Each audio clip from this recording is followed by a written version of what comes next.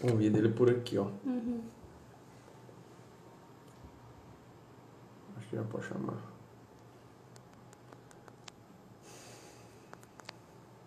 Mas eu acho que só tem como chamar quem entrou.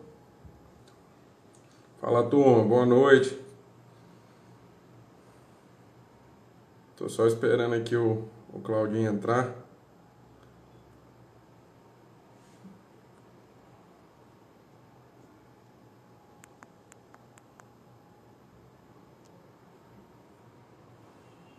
Agora tá o telefone dela aqui que não tá dando certo.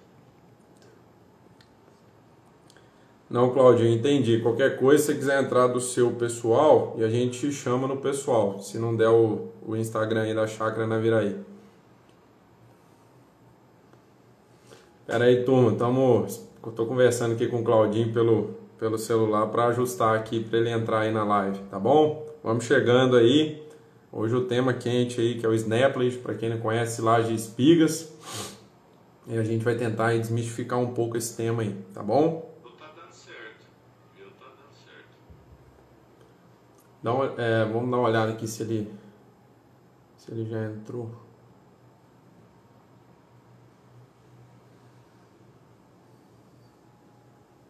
Vou dar uma tentada aqui, mas avisa a turma aí que qualquer coisa vai mudar no meu aí. Não, beleza, Claudinho. Se mudar para o seu não tem problema não. Você entra aqui na live nossa e aí a gente te convida, tá? Você tem que entrar para a gente te convidar. Valeu? Um abraço. Vamos chegando aí, turma. O Sr. João entrou aí, ó. Esse aí é parceiro. Eu acho que é melhor a gente enviar aqui, Kézia, pelo aviãozinho. Será que não dá para enviar para ele?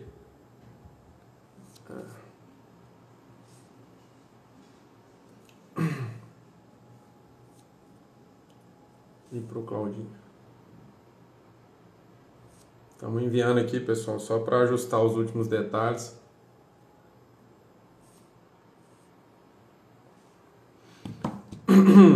É bom que a galera tá entrando, o Mário tá entrando aí. Cadu.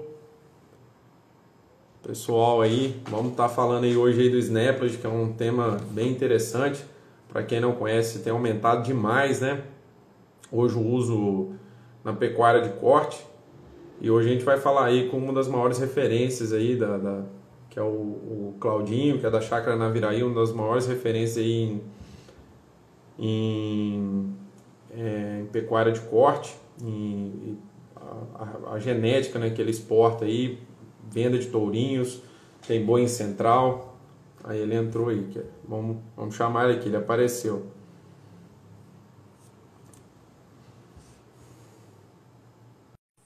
Agora acho que vai dar certo, vamos ver aqui.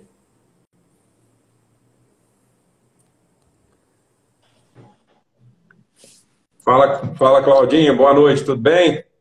E aí, Gustavo, boa noite, tudo bem? Como é que Tudo tá? jóia, bom demais, agora deu certo, né? Como sempre, a tecnologia me judiando aqui. Não, mas todo mundo, rapaz. Eu tô indo eu acho que é a quinta ou sexta live e ainda eu apanho desse trem aí. Não, tá bom.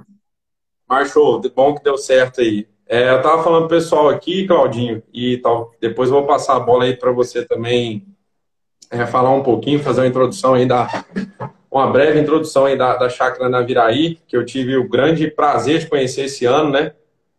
Eu e o William fomos honrados aí com a indicação do professor Flávio para prestar esse serviço para você esse ano, na confecção do Snapples. Foi uma experiência assim, muito engrandecedora para a gente, a experiência, né, de uma fazenda de ponta como a de vocês lá, e conhecer todo o plantel de vocês, a organização. Isso aí chamou muito a nossa atenção.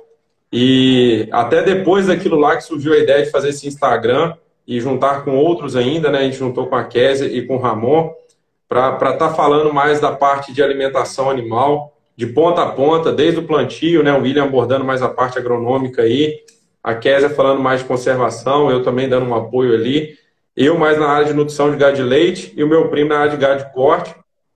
Nesse quesito aí específico aí da fazenda, a gente foi mais na parte de conservação de forragem do Snapplet, mas foi muito interessante. Foi uma experiência muito legal e ali foi a semente da gente começar esse projeto.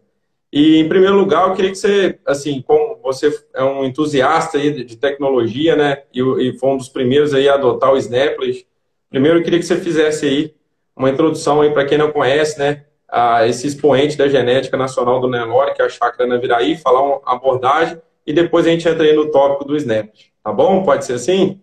Tá joia, Gustavo, pode sim. Até pede para a Kézia aí tentar achar o Dr. Moacir, que eu falei para ele, me ligou, falando, ah, você vai falar sobre o Snap, eu quero ver. Eu tinha falado para ele entrar no Instagram da Chácara, nós não conseguimos.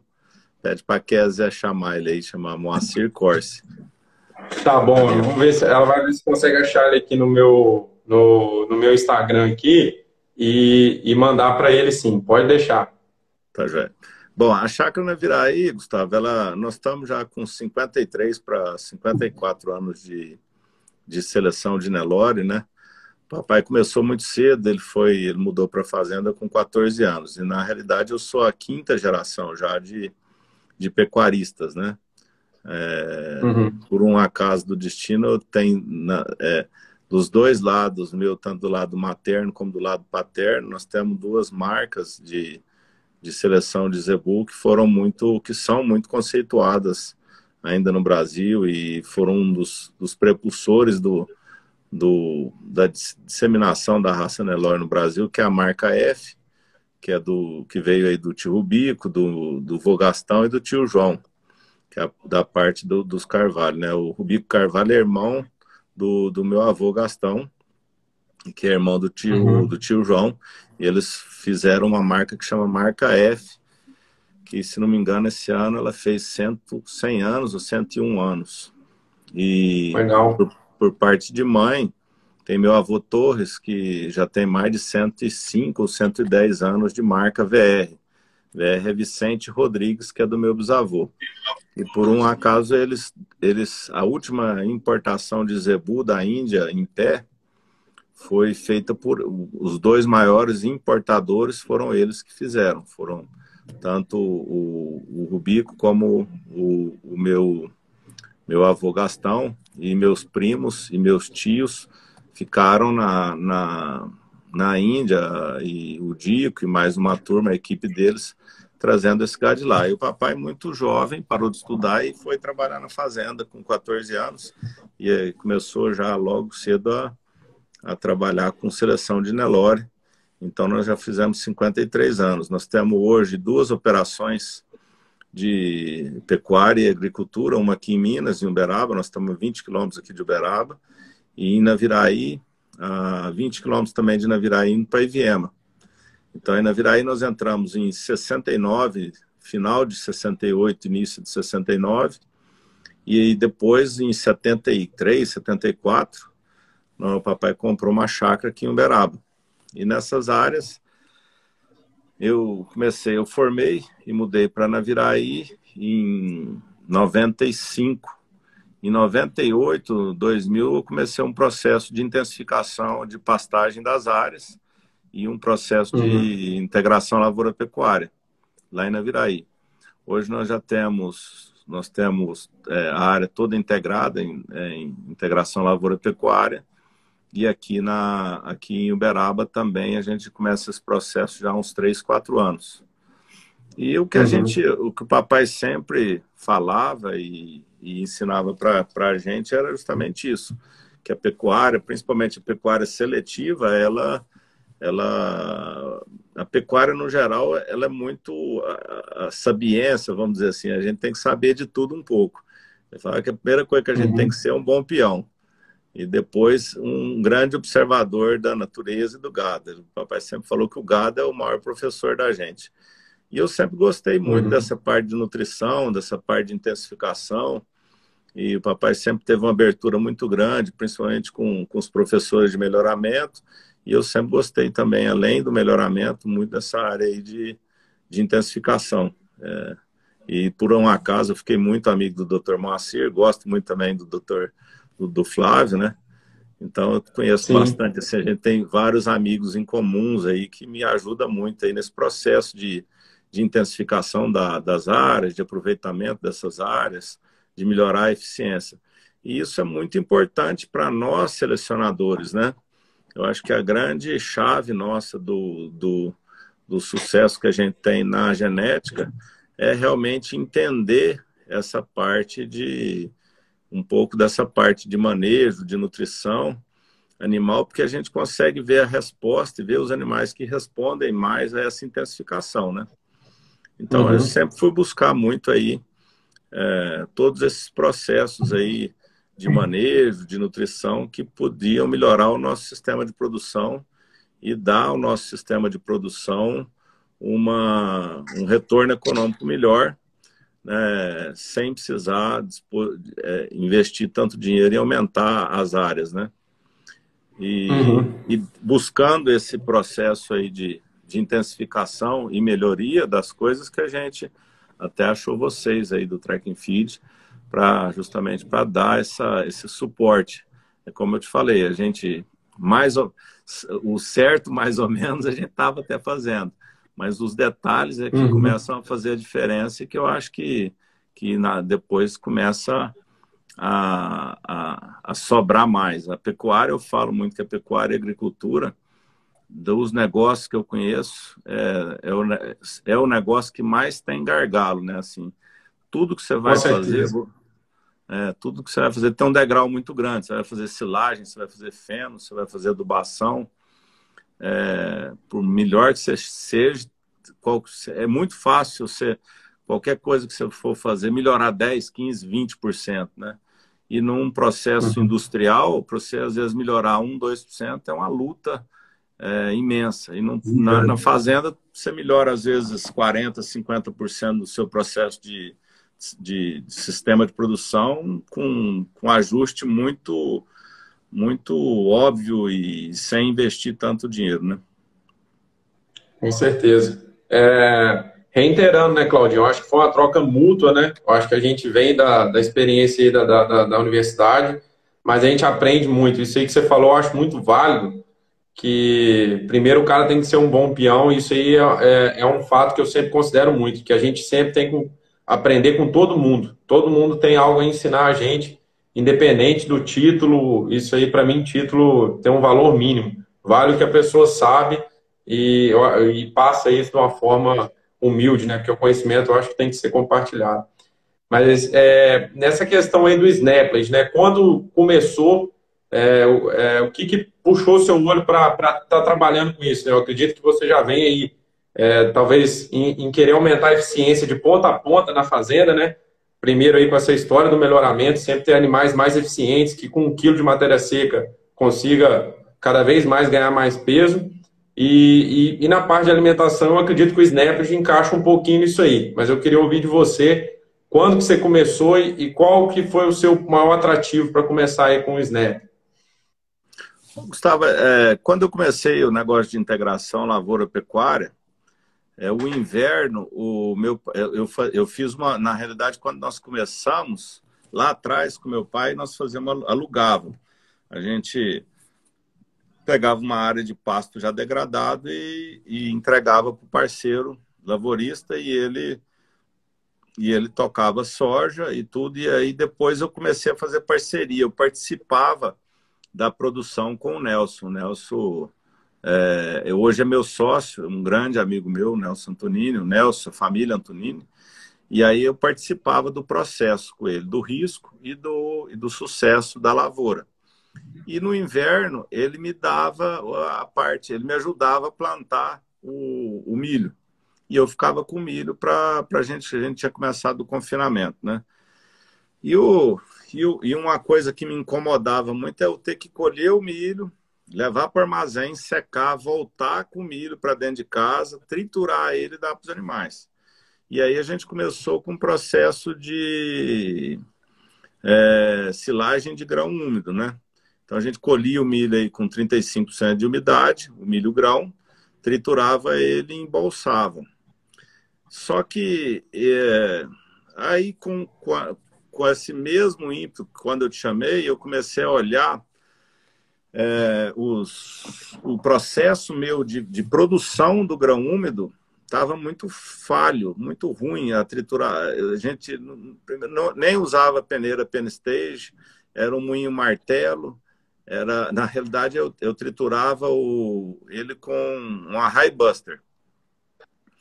E variava muito a umidade do lavor. Ficava um processo não muito desejável. Eu sempre via que estava tendo uma perda muito grande. E aí eu achava o processo mais complicado, porque você colhe, pega esse milho, leva para ali para o silo meu, para a fábrica de ração, tritura, aí depois pega outra caçamba, põe no silo trincheira, compacta, tal. Eu não achava muito eficiente o processo de feitio do grão úmido. Hoje até é melhor, porque essas embutidoras facilitaram muito esse caminho aí, né? E aí me falaram da Snap, me contaram da Snap, acho que há 5 anos atrás, 5 ou 4 anos. Quando me falou, eu falei, não, é isso aí que eu quero fazer. E o cara que prestava serviço para mim, fazendo silagem de planta inteira, eu falei para ele, não, me ligou, falou, vou fazer esse ano, vamos fazer? Quando nós vamos começar e tal? Eu falei, não, nós vamos fazer, mas nós não vamos fazer silagem tradicional, nós vamos fazer Snap. Aí ele falou, mas não, como é que é isso? Eu falei, não, eu ouvi falar, mas isso não tem jeito, a gente não sabe. Eu falei, lógico que sabe, não tem jeito. Nós vamos pegar uma plataforma e vamos pôr na frente da bicha aí, fazer uma máscara aí, nós vamos fazer. Aí falei, você manda essa plataforma um pouco antes aqui, e nós solda e retai, e emenda daqui, emenda dali, e saiu lá e fizemos. E fizemos a primeira, uns 5, 6 anos atrás.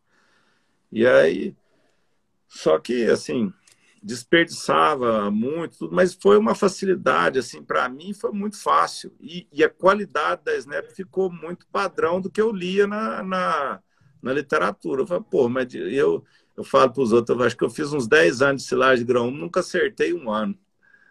Todo ano, um ano estava do outro ano estava seco, outro ano não sei o quê, o outro ano não triturou. E a Snap eu fiz uma mais ou menos lá e deu certo demais. Eu falei, mas será que está bom? Não sei se está bom. Tá. Aí perguntar para não, tá bom, é assim mesmo, o sistema é esse tal.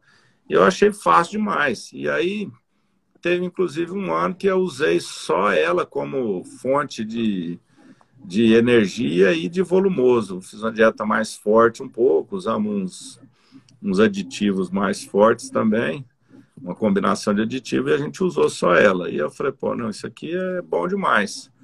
Então aí que nós começamos a Snap. A Snap veio porque eu achei o jeito de fazer muito mais prático e eu vim apanhando muito com a silagem de grão úmido. Entendi. Só contextualizando aí, sabe, Claudinho, que tem muitos alunos aí que seguem a gente, que estão ainda na graduação, e eu vou aproveitar só para fazer um adendo à sua fala, né? E, assim, o Snap, pessoal, o que é? É colher a planta de milho. Às vezes, hoje está ainda sendo questionado o ponto certo aí, mas a recomendação americana, tá sendo feitos estudos aí para o Brasil, para os índios brasileiros, mas é o ponto de grão úmido, quando ele está na linha negra e ele aí está com 65% de matéria seca, tá bom? Só que aí você vai usar uma automotriz de colher planta inteira mesmo, só que a gente vai acoplar uma plataforma de espigadora, que é usada pela colhedora de grãos. Então você junta a frente de uma colhedora de grãos com o chassi, vamos dizer assim, a caixa da colhedora automotriz. E o que é interessante? Então ela vai entrar na roça, e para fazer essa adaptação, aí ela só vai colher espiga, né? Para fazer essa adaptação, a frente de colher grão, né? Que é a plataforma espigadora, ela tem que ser mais larga para você manter o volume que entra dentro da máquina, tá? Porque ela vai ter que pegar mais espiga para preencher, para dar volume para dentro da máquina do que seria com a planta inteira, né? A planta inteira com um espaço curtinho, você já enche a boca da máquina. Como agora você vai colher só espiga, você tem que aumentar essa plataforma. E aí você usa a caixa da automotriz, o crack, para quebrar, né? Para quebrar o grão, e as facas mesmo da automotriz para picar a palha. Esse produto aí ele vai ter mais ou menos aqui, números de pesquisa, né? 10% de palha de espiga, 15% de sabugo, 75% de grão. São os dados que a gente tem aqui da pesquisa americana. O professor Thiago Bernardes está vindo aí com mais dados daqui do Brasil. Isso aí, normalmente, tá, pessoal? Pra vocês terem uma noção aí, quem gosta da nutrição, isso vai dar um produto final com 62% de matéria seca, 22% de FDN e de 58% a 60% de amido, tá? Só uma geral. E a produção que a gente tem, assim, na literatura é de 13 toneladas por hectare, tá? 12,5 a 13 toneladas de matéria seca por hectare. Só fazendo essa abrangência, e aí a gente vai ouvir um pouquinho do Claudinho em relação a isso. Qual as produtividades que ele tem conseguido. Eu sei que nesse projeto que a gente participou em fevereiro e na Chácara Naviraí foi um projeto de safra, mas ele fez também um projeto lá em Naviraí de safrinha. E ele pode fazer esse comparativo. O legal com o Claudinho, gente, é muito bacana isso, que lá na fazenda dele ele pesa todos os caminhões da colheita. Então ele tem realmente uma estimativa do estoque de forragem que ele tem. Preciso. Então isso é uma coisa muito bacana que eu achei lá, que me surpreendeu positivamente. Com você, Claudinho. Dentro do que você falou aí, Gustavo, o que eu tenho observado desses dados que você tem aí de pesquisa, no caso, nós teríamos 10% de palha e 15% de sabugo, dando 25% de, vamos falar assim, de fibra, né? E 75% de grão. É isso. Então, eu acho que para dar esse número aqui, esse número da pesquisa, não tem que ser uma roça que vai ter mais do que vai dar mais do que 13 toneladas de SNAP por hectare. Assim, isso não é pesquisa, não é nada, é o que eu vejo na prática aqui. Não, mas conta muito, isso é importante. Em geral, quando nós estamos com 11 a 13, de 10, vamos falar, eu já colhi SNAP de 8 toneladas de safrinha, e até 13, vamos dizer assim. Essa SNAP aqui, até 13, 14, em geral, ela dá mais. A relação de palha, sabugo e grão, ela não é muito essa relação, não. Ela chega mais próximo de 30 a 35 de palha e sabugo e o restante de milho. Já uma roça que produz igual a gente estimou a de Uberaba aqui, que é de alta produção, aí ela chega aqui, 25, 23, 20 e poucos %. Mas aí nós já estamos falando de uma roça que deu... Aqui em Uberaba a gente não mede caminhão por caminhão, né? Lá em Naviraí é muito fácil, porque eu tenho como é que fala? Uma balanção antes do silo, né? Então aqui a gente estima que aqui deu de 18 a 20 toneladas por hectare. E o que a gente fez conta aqui, que a gente produziu um milho de 200 a 230 sacos por hectare no verão. Isso aqui, quando eu falo aqui em Minas, porque hoje eu estou em Minas, na realidade eu fico mais no Mato Grosso do Sul, né? Mas em Minas aqui a gente só faz verão, só faz milho verão. E na Naviraí praticamente só faz milho inverno. Então, e lá é muito difícil eu fazer uma roça que dá muito mais que 13 toneladas. Em geral, ela dá de 11 a 12 toneladas. Isso você está fazendo esses números aí são da matéria natural ou matéria seca, Claudinho? De palha e sabugo? Você está falando? Não, esse sim, você falou, por exemplo, esse número de Uberaba de 18 toneladas por hectare, ele é produção, o peso lá da carreta mesmo, né? Não é fazendo peso de matéria seca, a matéria seca, não, né? Não. É matéria original. Nós estamos falando matéria original, não, tá. É porque eu tinha falado matéria seca. Mas é só para a gente alinhar isso aí, mas beleza. Ótimo. Não, tranquilo. De produção por hectare que eu estava falando em matéria original. Quando eu estou falando de relação do sabugo e do milho, na prática, em geral, é matéria seca. Por quê? Porque eu ponho o produto no coster, tiro a palha do sabugo, peso, tiro o milho a porção de milho e peso. Então, aí seria como é que fala? Seria na matéria seca. Até esses dias, a Maria está assistindo a gente, a Maria lá do Naviraí. Eu não sei se esses troços aí tem jeito dela falar, mas em geral acho que ela está fazendo uma vez por semana. Ela estava dando alguma coisa em torno de 30% ou 32% de palha e sabugo. Entendi. Quando tem estagiário na fazenda, facilita para fazer essas contas. Mas isso é legal, essa observação que você falou, Claudinho, por quê? assim, para mim faz esse sentido. Não sei se você faz essa leitura também. Por ter menos produção de grão, isso aí aumenta a proporção de fibra e palha. Quando você tem mais grãos, você vai diluir isso.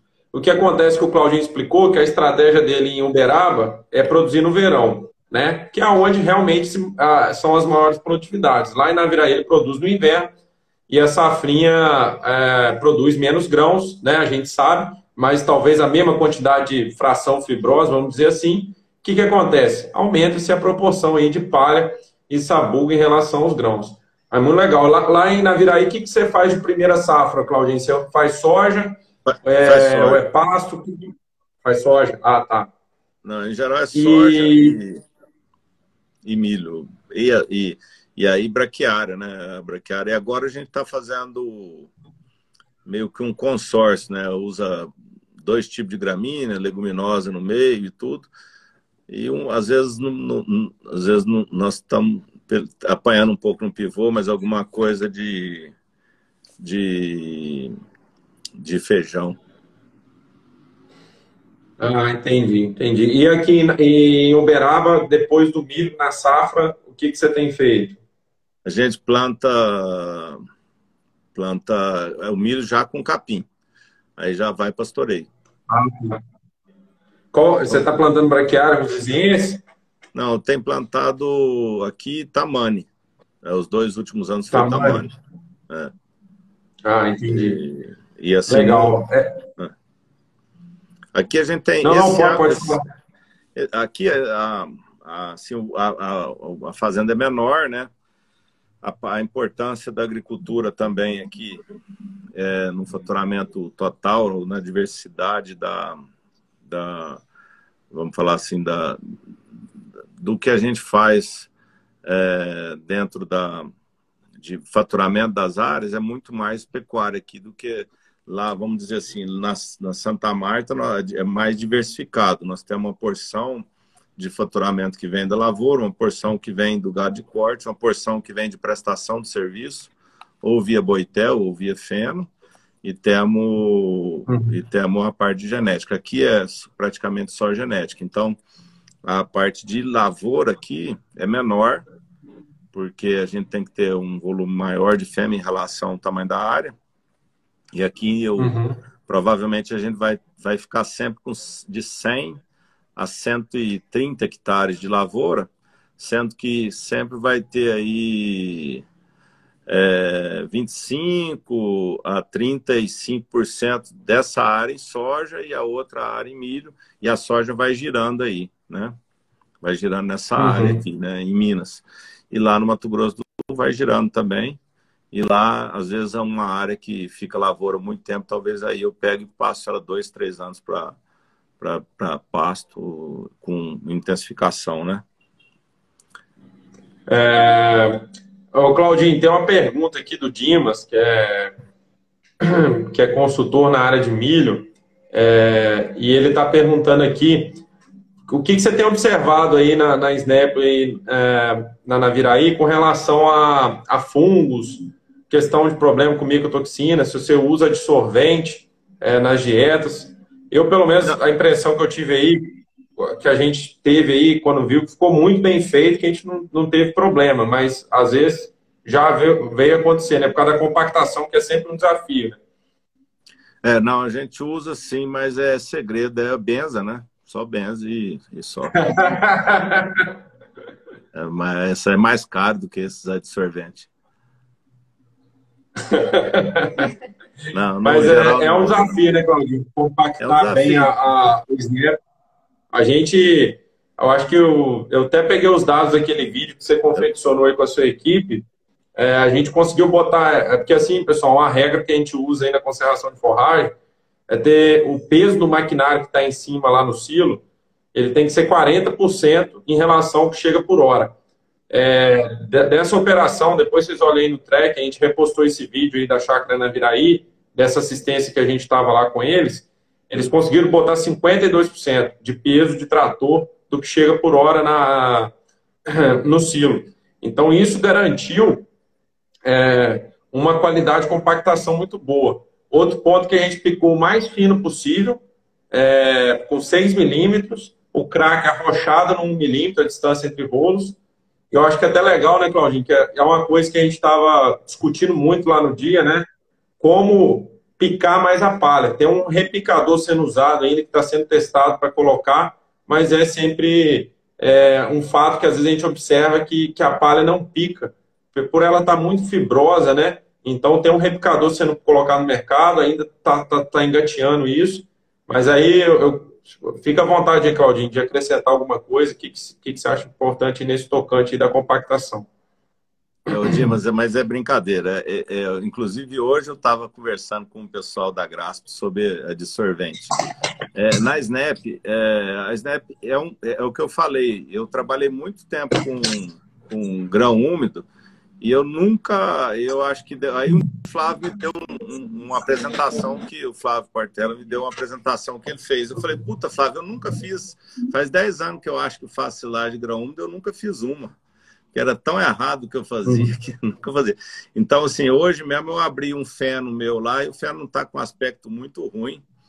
E eu falei, não, vou ter que usar, não vou desperdiçar esse feno aqui. Provavelmente a gente vai usar dissolvente, porque a gente brinca, às vezes, o Dimas às vezes vai achar ruim com a gente. Mas não é isso, não. Acho que tem, mas para o nosso caso, falando que a gente está falando da Snap, eu acho que se você tiver um mínimo aí de organização e de compactação, não vai ter problema nenhum. O que a gente tentou, é o que eu falo aqui na chácara, sempre é estimativa, porque como a gente não tem balança, então a gente estima.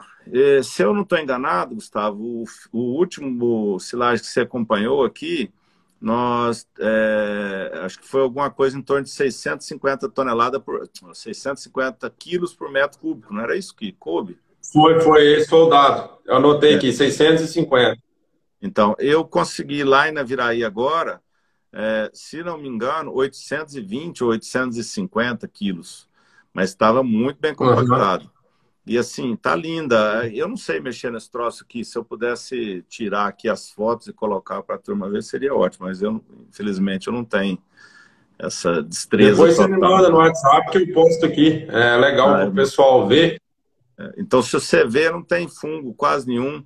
Eu acho que assim, a matéria seca das snaps que a gente tem feito, ela, em geral, dá em torno aí de 60% de matéria seca. Não é Você às vezes pega lá uma snap que tirou há 2, 3 dias, se ela não choveu em cima dela, ela tá boa ainda. É impressionante o quanto é um produto estável. É muito estável, não tem muito problema. Então, eu não sei se precisaria de adsorvente, não. Inoculante, a gente usa porque o ideal da Snap, nós não tocamos nesse assunto aí, mas o Gustavo deve ter esses dados de pesquisa aí. O ideal era pelo menos 60 dias, e a gente sabe que a Snap, já até 180 dias, ela tem um ganho aí de digestibilidade, né? Só que o milho nesse preço aí, eu estava precisando realmente de usar, eu tive que abrir com 30 dias. E à medida que você vai entrando para dentro do silo, é impressionante, você vai vendo a diferença assim. Não, essa Snap, você chega lá no dia que você abre com 30 dias, você vê o milho está muito pouco processado, muito pouco, vamos falar, fermentado, muito pouco trabalhado. Você pega nele, assim, eu falo assim, quando a gente pega o pedaço do milho e faz assim, quando está com 30 dias, ele está duro, chega a machucar, às vezes, a ponta do dedo. Aí, se você pegar com 60 dias fazer assim, ele vira uma farinha na sua mão. Então, isso é um dinheiro que a gente está perdendo, né? Eu não sei, provavelmente a gente tem uma digestibilidade aí, o Gustavo pode explicar isso muito melhor do que eu, mas com 30 dias, talvez a gente tenha uma melhora de digestão de 15%, e com 60, 90 dias, talvez isso chegue próximo a 20%. Eu não sei, Gustavo, pode dizer isso aí. A gente fez aqui, Claudinho, com milho reidratado, sorgo reidratado também, comparando o experimento com vaca, né? Silado com 30 e com 90 dias. Puxou 1 litro de leite. Você ofereceu o mesmo produto para cada vaca e puxou 1 litro de leite. Ou seja, realmente é um ganho muito grande. Para explorar ele, né? Só deixando claro, pessoal, a primeira barreira para digerir o amido, pessoal, é o pericarpo. Então tem que romper. E esse só vai ser rompido na colheita. Depois que você quebrar o grão ali, pelo menos em 4 pedaços, aí as bactérias no silo, se você vedou direitinho, vão fazer o trabalho delas, que é quebrar a matriz, né, a camada proteica em torno do grano de amido. Como disse bem o Claudinho aí, com 90 dias você tem um pico de ganho de gestão de amido, que é muito interessante, porque com o mesmo quilo de milho, você ganha mais peso. Ou ganha o mesmo peso com o animal comendo menos. Esse que é o gap. E, claro, esse ganho ainda continua, sabe, Claudinho? Se você deixar por um ano, só que em proporções menores. Como você disse aí, se fosse para falar para o pessoal, deixa pelo menos 90 dias. Seria uma recomendação aqui da academia. Só fazendo um adendo aí, que eu acho que a pergunta do Dimas também deve ter sido em relação a isso. Eu não sei se você usa esse critério. A partir do momento que a gente deixa o milho mais no campo, né? Por exemplo, para fazer snappers, grão úmido, ou até milho seco, é importante essa questão da sanidade, né? Do milho em si, porque aí o fungo começa a aparecer. Às vezes ele falou nesse sentido também, sabe, Claudinho? Não da compactação, mas o fungo na roça sendo carreado para dentro do silo. Esse aí não tem como evitar, a não ser por seleção de híbridos ou fungicida na roça. Só acrescentando, não sei se você quer falar alguma coisa desse tópico, se você olha isso para escolher os seus híbridos. Com certeza, o milho mais resistente, você vai levar menos fungo para dentro, ou se você tiver um manejo sanitário de fungicida ou de alguma coisa, também você vai levar menos. Se for a pergunta do Dimas for essa, realmente ele tem razão, é isso aí. Tem que escolher o milho mais resistente, ou então ele tem que ter um manejo mais forte de fungicida. Teve um que perguntou aqui se no experimento que você fez que ganhou 1 litro não tem alguma coisa a ver com o pico de lactação das vacas, Gustavo. Pelo que eu entendi que você falou, não. Não teve não, porque foi vaca, a gente procura nem usar a vaca no pico, sabe, Claudinho? Para não ter esse efeito de confundimento. As vacas já estavam com 130 dias de DEL, estava no meio da lactação, para frente, sabe? A gente já fez isso para evitar esse nível de confundimento. Então, assim, foi muito legal o experimento, cara, porque é só o produtor se planejar, a parte de orçamento, de guardar essa quantia, se preparar para isso, né? Que ele pode, com o mesmo alimento, esse que é o ponto, né? Com o mesmo alimento, só esperando um pouquinho mais, ele tem um ganho aí, assim, circunstancial. Para o gado de corte, sabe, Claudinha, a gente vê isso não aumentando o ganho de peso. O resultado que o professor Flávio tem aqui é assim, os animais comem menos e ganham o mesmo tanto, que também fecha a conta. Ele está sendo mais eficiente. Em vez de ele estar comendo 10 quilos de matéria seca, ele está comendo 9 e ganhando os mesmos 1,5 kg, vamos dizer assim. E no gado de leite a gente vê esse aumento mais na produção e queda no consumo. Então, ganho dos dois lados, sabe? Mas pode falar aí, pode complementar. Nós estamos falando que esperar 30 dias, só de esperar 30 dias, nós estamos ganhando 10% sem fazer nada, né? Não tem custo nenhum. Você está ganhando 10% de produção a mais ou de economia a mais, no caso do leite de produção, e no caso de corte de economia, de um produto sem agregar nada de custo. Só um mês, só 30 dias, né? O custo é o tempo. Sim, com certeza.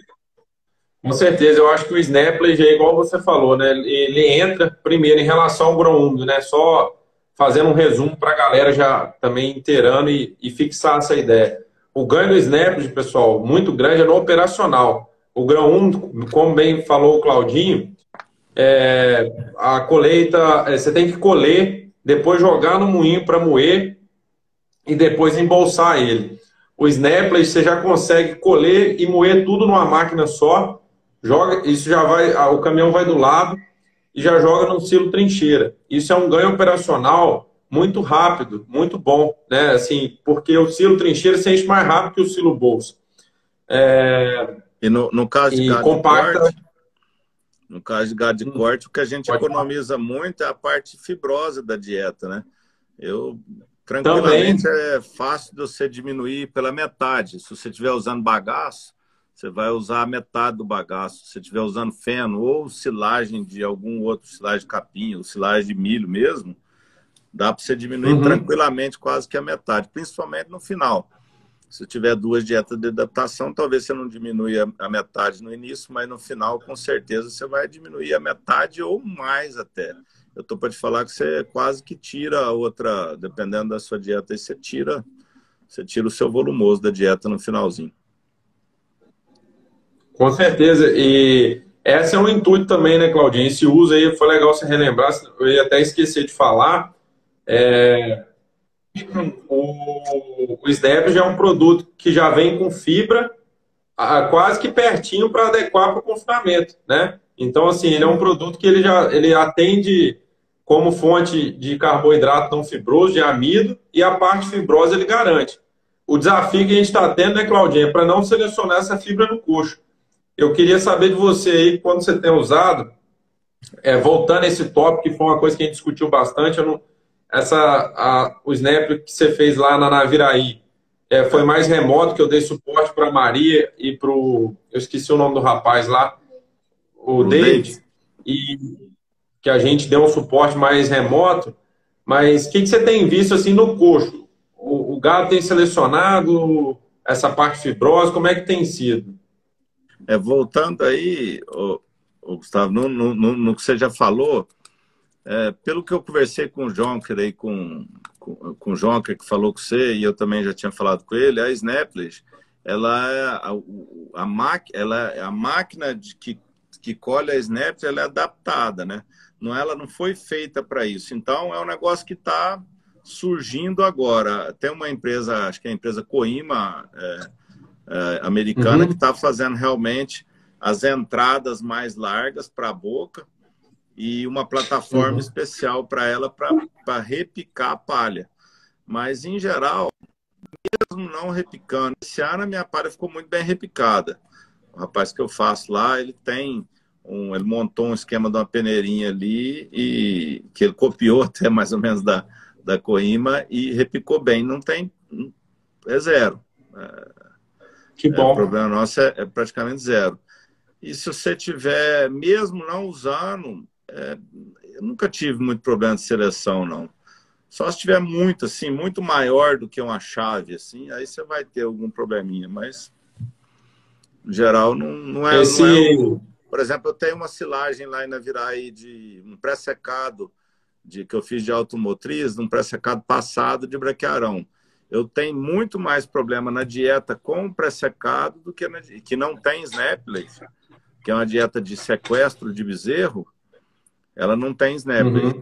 É muito mais problema de seleção nessa dieta do que na dieta onde tem Snaplage, não tem problema de seleção nenhuma. Entendi. Vaca de leite eu não sei, que é um bicho mais complicado, né?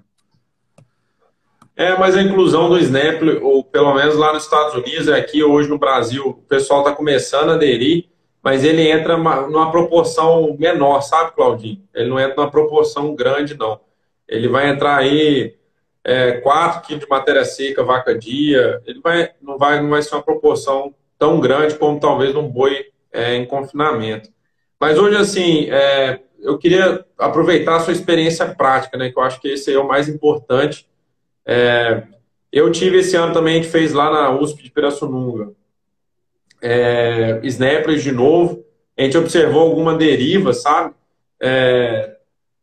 Ainda não metrificaram isso, eu não achei na literatura. Tem uma deriva na máquina de grãos que fica na máquina, que não é grande. Foi um saco lá de 50 quilos que deu para a área que colheu, não é grande. Tem uma deriva de espiga, que a gente até discutiu também um pouco, né? Que às vezes é a velocidade colhe, que às vezes acontece ficar alguma espiga na roça que cai. Também não temos medida disso aí.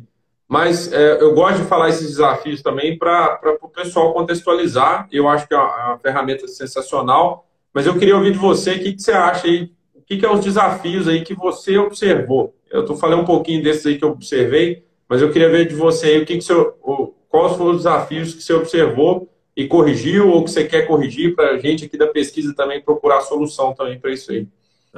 Só para aclarar um pouco, a deriva que você fala é perda, né, de milho que cai ali na boca da plataforma, né? Sim, Então, isso, essa sim. perda de milho. O Roberto explicou muito bem isso, não sei se para mim ou para você ou para nós dois, não sei se...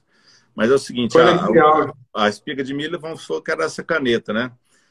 Aham, Quando a máquina ela tem a plataforma que é tipo clamper, né, que é de disco, ela faz aham, com que o material entra sempre assim, nas facas, né? As facas cortam transversal assim, o material vai entrando aham, assim, né? Então não perde nada, não tem deriva nenhuma, porque o disco direciona para dentro da boca da máquina dessa maneira.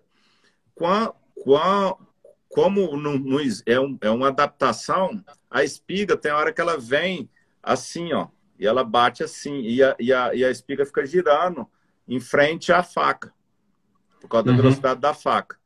Se a espiga entra assim, provavelmente você não vai ter perda nenhuma. Agora, a espiga que bate aqui, ela tem, aham, ela tem essa deriva. Então, aonde que encaixa na máquina ali tem que estar muito bem tampado, ou então você tem que tampar com aquelas sprayzinho de silicone, de borracha.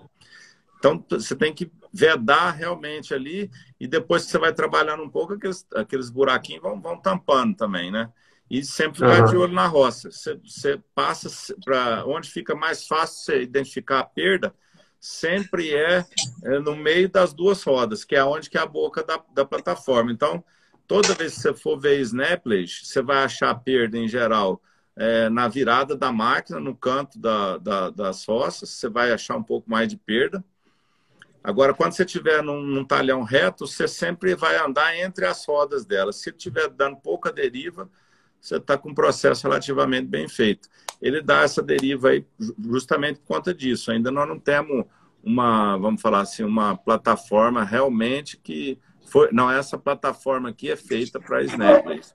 Então, a perda que a gente estima, por exemplo, esse rapaz que trabalhou para mim agora lá, é um cara muito que gosta. Eu falo, pô, a gente precisa tomar cuidado com isso, e ele vai atrás e vê e procura entender o processo, né? E eu estimo que se a gente perdeu muito aí, foi uns 2 sacos de milho, é uma perda bem normal. É quase que a mesma perda que a gente tem no processo de colheita de grão. Perguntaram aqui, Claudinho. Vou tentar aproveitar que temos mais 12 minutinhos para ver algumas perguntas aqui do pessoal. O Wagner perguntou aqui, ó, comparando esse método com o da silagem convencional, tem muita diferença na produção por hectare? Então, Wagner, tem sim, porque o que acontece? A silagem convencional, os experimentos que a gente viu aqui do professor Schiners, lá da Universidade do Wisconsin, normalmente você produz 20 toneladas de matéria seca, de silagem de milho planta inteira, tá? No Snap, isso aí vai cair para 12,5. Você está deixando a parte do caule para trás, entendeu? Então, por isso, a produtividade por área é menor. Lembre aqui que a gente está substituindo o Snapple, ele é muito mais concentrado do que forragem, entendeu? E os americanos ainda, eles conseguem, eles estão fazendo hoje também o stalklage, que é o quê? É a silagem desse caule que fica lá para trás, para tratar de recria. E é uma coisa que dá para ser feito também. Só que aqui a gente está querendo comparar mais o snaplage com grão úmido, milho seco ou milho reidratado, porque ele encaixa muito melhor nessa estratégia. E ainda você ganha um pouco de fibra. Esse aí é um adicional. Mas não seria justo a gente comparar o snap com silagem de planta inteira nesse sentido, porque o gap dele é outro. Tá bom? Você quer comentar alguma coisa, Claudinho? É, Travou. essa é a pergunta mais normal aí que tem, que é mais ou menos o snaplage, para mim, no gado de corte, no confinamento, a gente tem ela como se estivesse estocando um concentrado, ou seja, estocando milho, na realidade, né? Só que um milho mais eficiente, né? Um milho com digestibilidade mais alta, mais, vamos dizer assim, um milho trabalhado, né? E a diferença que eu estava falando hoje com o Gustavo é muito assim: um silo de milho trincheira, o metro cúbico dele deve ficar alguma coisa em torno de R$ 100 o metro cúbico do milho trincheiro. Um silo que você vai fazer, montar um silo com secador, nananã, um silo inteiro, talvez ele vá ficar, eu estou por fora agora, até eu tinha esse número mais antigamente, mas em geral fica 5 vezes mais caro. Você fica com o metro cúbico de um silo de estocar grão fica de 5 a 6 vezes mais caro que um metro cúbico de um silo trincheira bem feito. Então, e aí eu tenho ainda uma eficiência assim.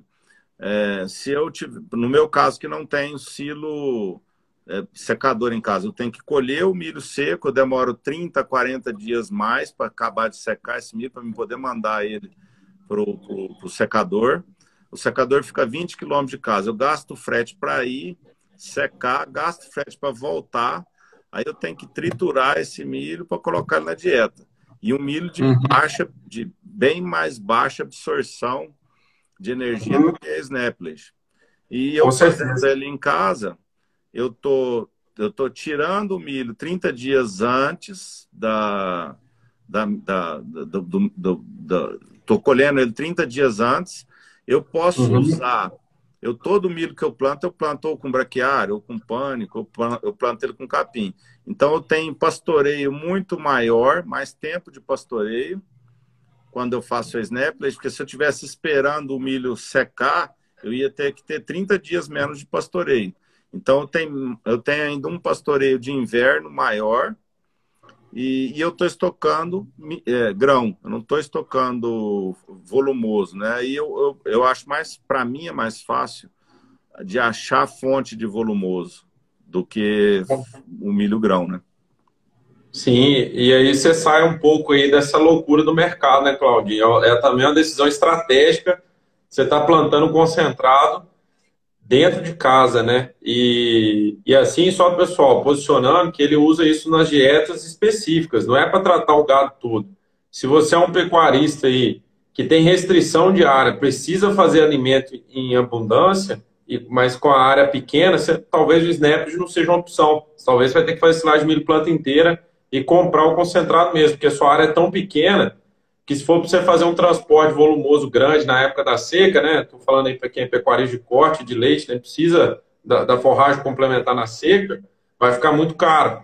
Agora, quem tem uma área legal e já está, por exemplo, produzindo concentrado dentro da fazenda, entre fazer ele para secar e voltar o milho seco para a fazenda, ou fazer o grão úmido, nesse posicionamento aí que eu estou falando agora, é interessante o Snaplage pelo ganho operacional e desse ganho na digestibilidade do amido.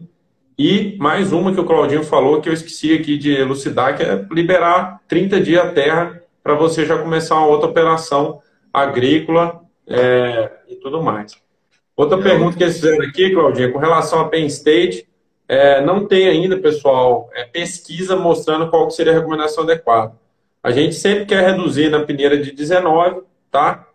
Assim, eu acho que o legal é a gente trabalhar na peneira de 19 de 5 a 10%, tentar, assim, às vezes pode extrapolar um pouquinho, mas não pode passar muito de 15, 20 já começa, acima de 20 começa a ficar um pouquinho perigoso. É difícil porque a palha, conforme o Claudinho está falando, as máquinas estão sendo melhoradas para reduzir isso, tá bom? Mas até porque a gente tenta reduzir o tamanho de corte para reduzir isso na peneira 19. Mas não tem ainda uma recomendação concreta sobre isso. Tá bom? Claudinho, eu não sei, deixa eu perguntar aqui, quanto tempo que a gente tem?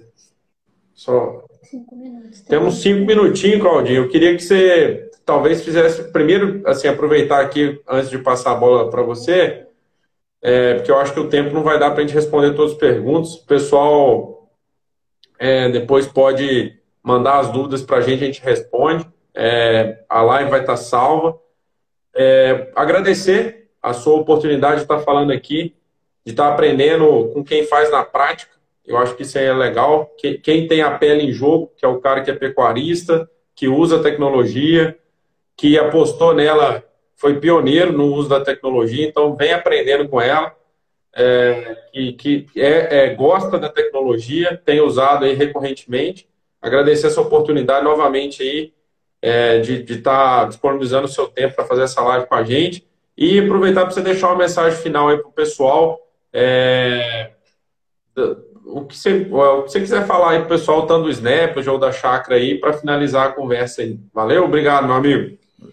Já, Gustavo, só vou deixar aqui uns números aqui para o pessoal ter uma noção. Mais ou menos o que a gente gasta do total do operacional, 70% é colheita e transporte, 15% é compactação, uns 10% ou menos é diarista, lona, extra, e uns 3% é inoculante. Então, mais ou menos o que você vai ter que economizar mais, vai ter mais eficiência no corte de transporte. A outra coisa que você falou rapidão, assim, também o cara muito grande de confinamento, talvez é complicado ele fazer snaplage, porque ele tem que pegar da roça muito longe do lugar. Se for um confinamento de 40, 50 mil boi, não dá, talvez ele não consiga fazer uma porcentagem muito grande de snaplage, né? E não, estamos à disposição aí, Gustavo. É sempre um prazer aí estar com vocês, discutindo.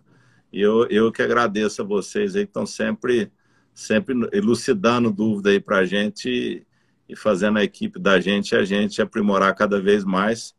Então, a gente agradece muito você, a Kézia, e a paciência que você tem com a gente aí quando a gente tá no processo aí de fazer as snaps, esclarecer as dúvidas. Eu que agradeço aí. E eu acho que realmente a snaplage para nós aí, até um tamanho de pequeno, assim, não muito pequeno, mas um tamanho razoável, eu acho que a snaplage não vai ter nada melhor do que a snaplage para confinamento no Brasil, não. Com certeza, Claudinho. E, assim, para nós é uma honra. Eu acho que o aprendizado é recíproco. Muita coisa na prática e a gente aprendeu também. As reuniões aí com o pessoal do pessoal da Naviraí, né? A Mariana, a Maria, o David, foram sempre muito produtivas, dúvidas, né? E o legal é isso, uma dúvida puxa a outra, né? E aí a gente começa a acionar os contatos.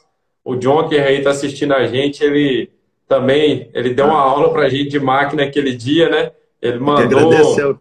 Tem que agradecer muito ele ajudou muita gente.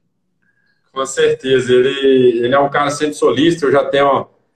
Eu, assim, sou muito grato a ele, porque o meu projeto de doutorado saiu graças a ele, que eu fui lá na AgriShow e vai ser publicado agora na principal revista de gado de leite do mundo. Então, assim, tá lá um agradecimento a ele especial, porque ele foi que acreditou na minha ideia de fazer pesquisa com automotriz. A gente não tinha, Claudinho, um dado de automotriz no Brasil de desempenho, sabe? Para mostrar o quanto que é importante a automotriz para quebrar o grão, né? Que é essa primeira barreira da digestão, que é quebrar o grão. Para depois o silo fazer o serviço dele. Então, por ele ser zootecnista, né? Eu fui em todas as máquinas lá. Ninguém me deu moral. Como ele era zootecnista, ele teve a empatia aí. Falou, vou ajudar esse rapaz aí. Mas é isso, cara. Obrigado aí pela atenção. A gente vai encerrar aqui, vai deixar salvo. O pessoal que quiser ver. Vai estar disponível no do tracking aqui, a live. Eu vou tentar ver se tem um aplicativo, sabe, Claudinho? Se você quiser repostar aí também, eu vou ver se é possível. E eu passo para a Mariana, se for de interesse de vocês, repostar aí na Chácara Naviraí. A gente já deixa no jeito aí também. Por favor, manda para a Mariana amanhã para ela repostar aqui, porque eu não consegui mexer no celular dela, não. Tranquilo, mas já ajudou demais, já ganhamos, já juntou muita gente. E o intuito nosso é esse. Eu te mando algumas fotos lá do Snap, já está aberta com 30 dias, está errado. Acho que ficou bem claro aqui, mas eu vou mandar algumas fotos para vocês aí. Um vídeo também da entrada do milho na garganta da máquina. Beleza, então. Show que a gente reposta aqui. Valeu. Obrigado aí pela atenção, então. Claudinho. Um abraço a todos aí. Tchau, tchau. Boa noite. Fique com Deus. Boa noite. Amém.